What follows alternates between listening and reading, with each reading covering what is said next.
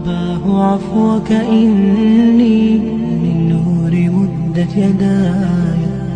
نزعت أسرار قلبي وجئت ألقي أساي رباه عفوك. آیت نمبر 50 میں بتایا جا رہا ہے، میں تصدیق کرتا ہوا آیا ہوں اپنے سے بیشتر سے آئی ہوئی تورات کی، اور اس لیے آیا ہوں کہ بعض ان چیزوں کو تمہارے لیے حلال ٹھہراؤں جو تم پر حرام کر دی گئیں، اور میں تمہارے پاس تمہارے خداوند کی طرف سے نشانی لے کر آیا ہوں، تو اللہ سے ڈرو اور میری اطاعت کرو. یعنی میری دعوت، میری شخصیت نہ تو بنی اسرائیل کے لیے اجنبی ہے اور نہ تورات کے لیے. میں تورات کی شریعت کی تصدیق کر رہا ہوں، مجھ پر ایمان لانے والے اسی شریعت کے پابند ہوں گے، اور میری شخصیت انہی احکام کی پابند ہے جن کا حکم تورات دیتی ہے. بنی اسرائیل نے صداقت کے پیکروں کو جس سیرت اور کردار کا حامل پایا،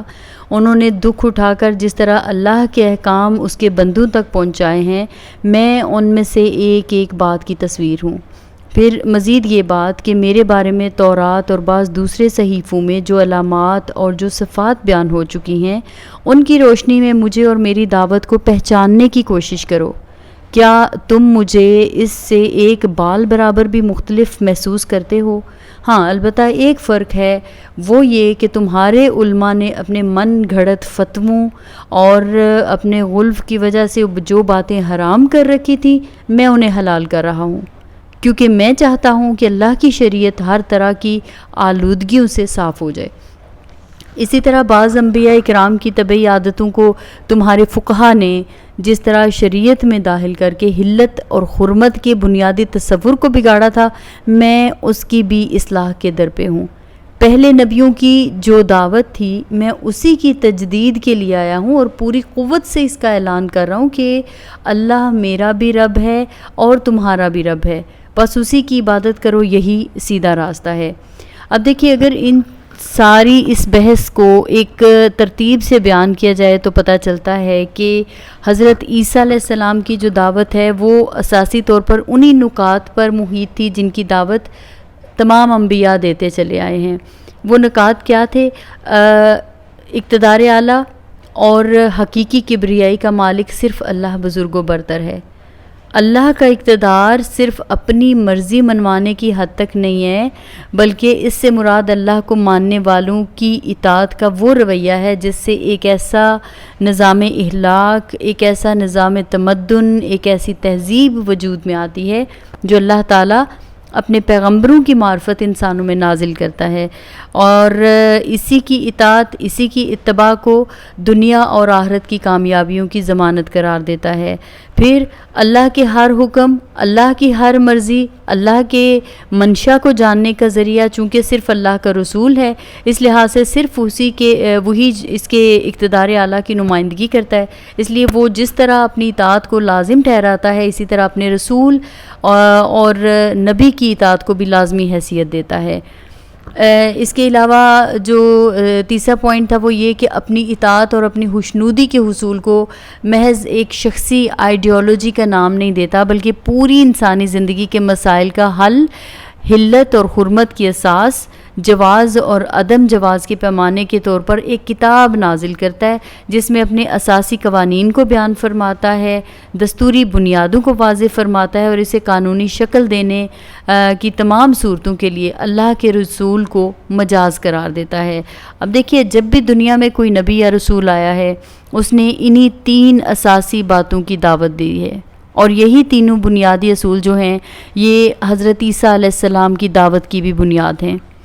مذاہب کی اگر تاریخ کو دیکھیے تو ہمیں اس بات کی شہادت ملتی ہے، ہر نبی اور رسول کی دعوت کے یہی بنیادی نکات ان کی قوموں کو مشتعل کرنے کا سبب بھی بنتے رہے ہیں، کیونکہ ان لوگوں کے لیے یہ بات ہضم کرنا بہت مشکل ثابت ہوتا رہا کہ ہر طرف سے منہ پھیر کر صرف اللہ کی اطاعت کا قلادہ اپنے گلے میں کیوں کر ڈال لیں. اس طرح یہ بات بھی ان لوگوں کے لیے ناقابل برداشت تھی کہ جو شخص ایک عام آدمی ہو کر اللہ کی نمائندگی کا دعویٰ کر رہا ہے، ہم غیر مشروط طور پر اپنے آپ کو اس کی اطاعت کے سپرد کیسے کر دیں. زندگی کا جو ضابطہ وہ لے کر آیا ہے ہم اسے مان کر اور اپنے کندھوں پر اس کا بوجھ اٹھا کر اپنے آباء و اجداد کی تذلیل جو ہے وہ کیسے گوارا کر لیں؟ تو حضرت عیسیٰ علیہ السلام کی قوم کے لیے بھی یہی مشکلات راستے کا پہاڑ بن گئیں، بلکہ ان کے لیے تو مزید ایک اور بھی مشکل پیش آئی، اور وہ یہ تھی کہ ان کے بڑے بڑے علماء، ان کے جو دین کے پیشوا تھے، بڑی بڑی مسندوں کے سجادہ نشین تھے اور تقدس کے بڑے بڑے جو دعوے دار تھے، انہوں نے محسوس کیا کہ مسیح علیہ السلام کی دعوت کو قبول کرنے کا نتیجہ اس کے سوا اور کچھ نہیں ہو سکتا کہ ہماری فتوحات کے راستے بند ہو جائیں گے، لوگوں کے دلوں سے ہماری عقیدت جاتی رہے گی، اور وہ جو ہمارے ہی گن گاتے پھرتے ہیں وہ اس چیز سے نکل کر اللہ کے راستے پر آ جانے کی وجہ سے جو ہماری اصل شکل و صورت ہے اس کو دیکھ کر ہم سے نفرت کرنے لگیں گے۔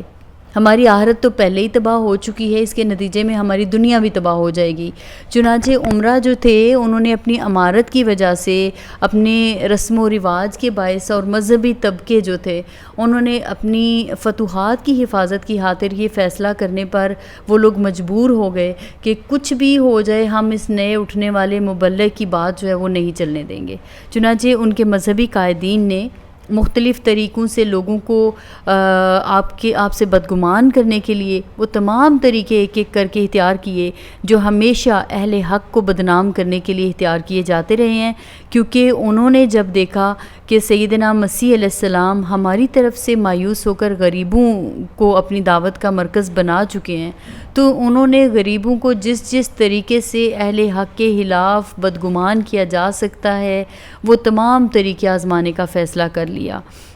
حالانکہ حضرت عیسیٰ علیہ السلام کی دعوت کیا تھی؟ حضرت عیسیٰ علیہ السلام نے کیا ان سے کہا تھا کہ بے شک اللہ ہی میرا بھی رب ہے، تمہارا بھی رب ہے، اسی کی بندگی کرو اور یہی سیدھی راہ ہے۔ پھر آیت نمبر 52 میں اسی چیز کو مزید جو ہے وہ آگے بیان کیا جا رہا ہے کہ جو انہوں نے حضرت عیسیٰ علیہ السلام کے ساتھ سلوک کرنا شروع کر دیا تھا۔ حضرت عیسیٰ علیہ السلام نے جب ان کی طرف سے کفر کو بھانپ لیا، آیت مبارکہ کا مفہوم ہے کہ اور جب عیسیٰ علیہ السلام نے ان کی طرف سے کفر کو بھانپ لیا تو آپ نے دعوت دی کہ کون ہے جو میرا مددگار بنے اللہ کی راہ میں؟ حواریوں نے جواب دیا ہم ہیں اللہ کے مددگار اور ہم ایمان لاتے ہیں اللہ پر، اور آپ گواہ رہیے کہ ہم مسلم ہیں۔ اس سے صاف پتہ چلتا ہے کہ آپ نے قوم کے قابل ذکر اور با اثر لوگ جو ہیں جب دیکھا کہ وہ تو کفر پر ڈٹ چکے ہیں تو پھر آپ نے عام لوگوں کی طرف رخ فرمایا۔ اس سے ہمیں پیغمبروں کی سنت کو سمجھنے میں بھی مدد ملتی ہے، تبلیغ کی حکمت جاننے کی بھی یہاں پہ ہمیں ایک چیز نظر آتی ہے، حکمت جو ہے وہ سمجھ آتی ہے کہ پیغمبروں کی سنت ہمیشہ یہ رہی، وہ دعوت تو سب کے سامنے پیش کرتے ہیں لیکن اپنا خصوصی ہدف جو ہے ان لوگوں کو بناتے ہیں جن کے بارے میں یہ توقع کی جا سکتی ہے کہ اگر یہ لوگ راہ راست پر آ جائیں تو ان کے زیر اثر لوگ ان کی اس نئی تبدیلی کی پیروی کریں گے، کیونکہ لوگوں میں ہمیشہ یہ کمزوری رہی ہے کہ الناس علی دین ملوکہم، لوگ اپنے بادشاہوں کے دین پر ہوتے ہیں۔ کسی بھی قوم کا فیڈ کرنے والا طبقہ بالعموم وہی لیڈ بھی کرتا ہے، اور جن باتوں کو وہ قبول کر لیتے ہیں وہی باتیں عام لوگوں کا معمول بن جاتی ہیں۔ یہی وہ حقیقت ہے جو پیغمبروں کی دعوت میں ہمیشہ پیش نظر رہی۔ مدینہ طیبہ میں حضرت اسعد بن زرارہ نے حضرت مصعب بن عمیر کو اسی حقیقت کی طرف توجہ دلائی، چنانچہ کی کوششوں نے عام لوگوں سے پہلے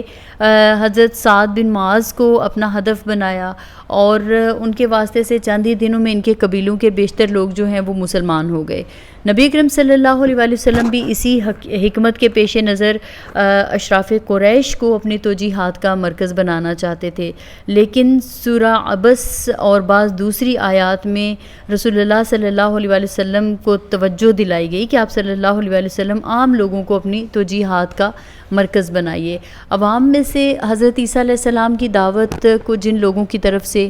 کسی حد تک پذیرائی ملی، قرآن کریم نے انہیں حواری کے لفظ سے یاد کیا ہے۔ حواری جو ہے حور سے ماخوذ ہے، جس کے معنی جو ہیں وہ سفیدی کے ہیں، اور اسی سلسلے سے اسی وجہ تسمیہ کی وجہ سے لوگوں نے دو باتیں کہی ہیں۔ ایک تو یہ کہ یہ لوگ دھوبی تھے، دھوبی کا کام چونکہ کپڑے کو سفید کرنا ہے اس لیے انہیں حواری کہا گیا۔ دوسری بات یہ کہی گئی کہ جب یہ لوگ ایمان کی طرف بڑھے تو صفائی قلب کی صفائی اور اخلاص کے جوش سے بڑھے، تو ان کی اسی قلبی صفائی کو دیکھتے ہوئے انہیں حواری کے نام سے یاد کیا گیا۔ لیکن جو بات قریب ترین محسوس ہوتی ہے کہ اس لفظ کے معنی خیرخواہ، حامی، ناصر یا مددگار کے ہیں، اور جس طرح اوس اور حضرت کے لوگوں نے اپنے اخلاص قلب، نصرت اور جان نثاری سے رسول اللہ صلی اللہ علیہ وآلہ وسلم سے اپنے لیے انصار کا لقب حاصل کرنے کا اعزاز پایا، اسی طرح یہ لوگ بھی اپنے پاکیزہ اطوار اور جوش فدائیت کی وجہ سے حواری یعنی انصار کے نام سے پکارے گئے۔ چنانچہ حضرت عیسیٰ علیہ السلام نے ان کے اخلاص اور جان نثاری کو دیکھتے ہوئے نہایت شفقت اور دل سوزی سے دن رات ان کی تعلیم و تربیت فرمائی، اور اس کا نتیجہ یہ ہوا کہ یہی لوگ داعی اور نقیب اور آپ کے پیغمبر بن کر بنی اسرائیل کی ایک ایک بستی میں پہنچے۔ ہسٹری میں اس کے متعلق کچھ بہت زیادہ ہمیں شواہد نہیں ملتے کہ کہاں کہاں تک ان کی کوششوں کے ثمرات پہنچے، اور ایک بات جو پتہ چلتی ہے کہ حضرت عیسیٰ علیہ السلام کے رفع الی السماء کے بعد یہی لوگ ہیں جن کی محنت کے ثمرات پھیلتے پھیلتے ملکوں کو اپنے دامن میں لینے میں کامیاب ہو گئے۔ بہرحال یہاں پہ کہنا یہ مقصود ہے کہ عیسیٰ علیہ السلام نے جب بنی اسرائیل کے بڑے بڑے لوگوں کی طرف سے یہ محسوس کر لیا کہ وہ مجھے مزید برداشت کرنے کے لیے تیار نہیں ہیں، تو آپ نے اپنی ساری توجہ کا رخ غریبوں کی طرف اور عموماً حواریوں کی طرف خصوصاً پھیر دیا۔ وہ مخالفتوں سے بالکل دل برداشتہ نہیں ہوئے، حالات کے بگاڑ نے انہیں دل شکستہ نہیں کیا، بلکہ انہوں نے حواریوں اور عام لوگوں کو مخاطب ہو کر فرمایا من انصاری الی اللہ۔ یہ جو جملہ ہے اس میں بعض باتیں خود بولتی ہوئی محسوس ہوتی ہیں، مثلاً یہ کہ حالات تمہارے سامنے ہیں، فرض ہم سب کو پکار رہا ہے، یہ وقت نہیں ہے کہ میں اس کی اہمیت اور افادیت پر بحث کروں۔ ایک سوالیہ نشان تمہارے سامنے ہے کہ بتاؤ اللہ کے دین کی سربلندی اور اس کے تقاضوں کو بروئے کار لانے میں کون میرا ساتھ دینے کے لیے تیار ہے؟ جہاں تک میرا تعلق ہے میں نے بغیر کسی تعامل کے اس راہ پر چلنے کا فیصلہ کر لیا ہے، اب نتائج کچھ بھی ہوں مجھے بہرحال ان طوفانوں سے ٹکرانا ہے۔ اب تم یہ بتاؤ کہ تم میرا ساتھ دینے کے لیے کہاں تک تیار ہو، اور ساتھ میں اس حقیقت کا بھی اظہار کر دیا کہ میں جس راستے کی دعوت دے رہا ہوں وہ پھولوں کی سیج نہیں ہے، اس میں قدم قدم پر بلاؤں کا ہجوم ہے، وہ ایک طویل مسافت ہے جس میں کانٹوں پر چلنا ہوگا،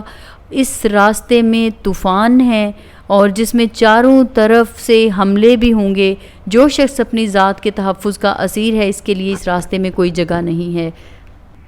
حواری کہنے لگے ہم اللہ کی طرفدار اور آپ کے مددگار ہیں، ہم اللہ پر ایمان لائے اور آپ گواہ رہیں کہ ہم فرما بردار ہیں۔ ہمارے پروردگار جو کتاب تو نے نازل فرمائی ہے ہم اس پر ایمان لے آئے اور تیرے پیغمبر کے متبع ہو چکے، چنانچہ تو ہمیں گواہی دینے والوں میں لکھ لے۔ اب دیکھیں کس قدر خوشگوار حیرانی کی بات ہے کہ وہ لوگ جن کے ایمان لانے کی